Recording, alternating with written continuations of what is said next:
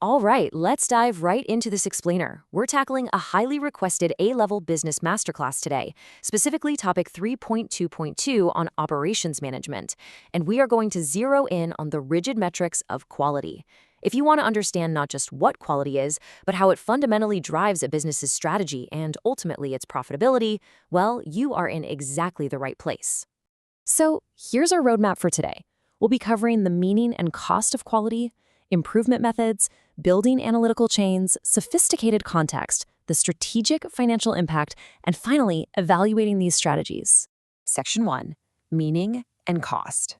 Now, you might hear the word quality thrown around a lot like some corporate buzzword, right? But in business, it is actually a rigidly measurable standard. It's defined entirely by the consumer. Specifically, it's the degree of excellence determined by meeting or exceeding their expectations. Consistently hitting that mark, that is what creates a massive competitive advantage. And when businesses get this wrong, wow, the stakes are incredibly high. Poor quality literally costs a business money through the labor of reworking faulty items, the logistical nightmare of processing customer returns, and the literal waste of raw materials. But honestly, beyond all of that, the really devastating long-term cost is the damage to a brand's reputation.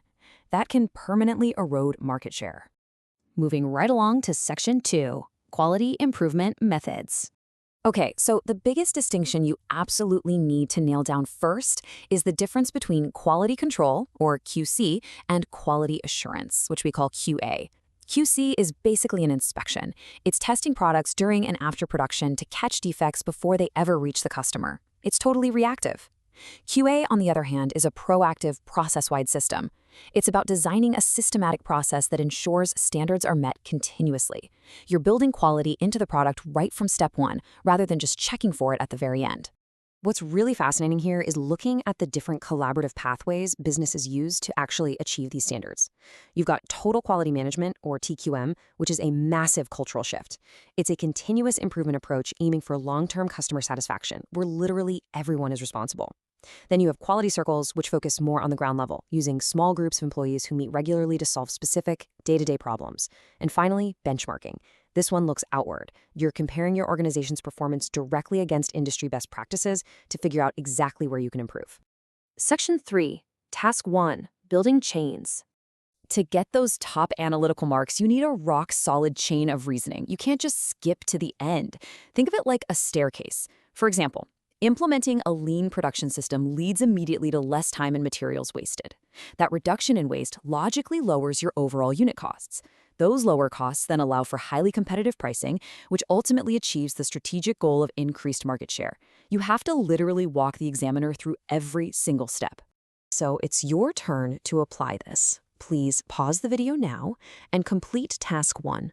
Challenge yourself to build a complete step-by-step chain of reasoning that logically connects a shift to a QA system all the way down to long-term profitability. Write it down, make absolutely sure no steps are missing, and then hit play when you're ready to continue. All right, Section 4, Sophisticated Context and Application. If you want to absolutely smash the top grading bands, you need what the exam board calls sophisticated concepts. This means bringing relevant theories, models, or frameworks into your answer, even if the question didn't explicitly ask for them. It's all about bridging different areas of the syllabus, like linking operations directly over to marketing or human resources, to show a deeply connected understanding of how a business actually functions in the real world. Let me give you a great example of this.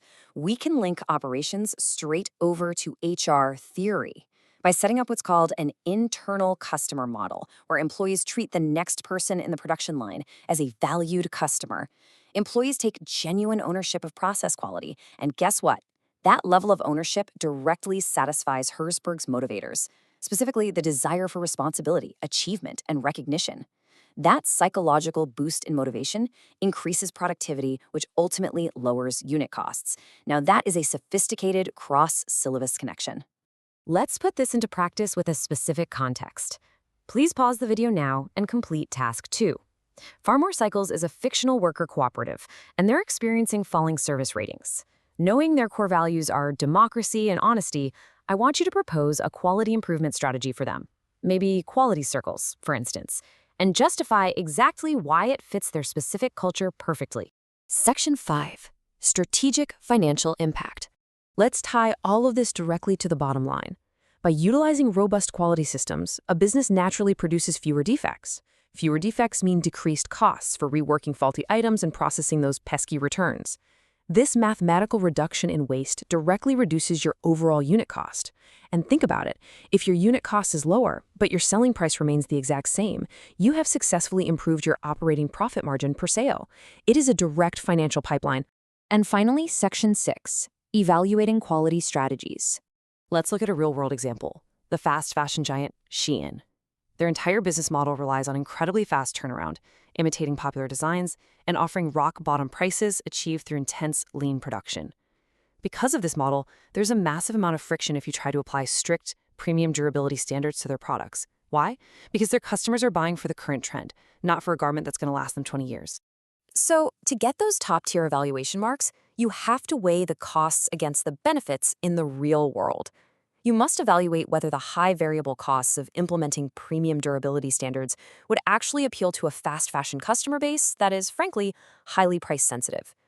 If increasing quality forces Shein to raise their prices, they might completely lose their core market, reducing their economies of scale, and ultimately tanking their overall profits.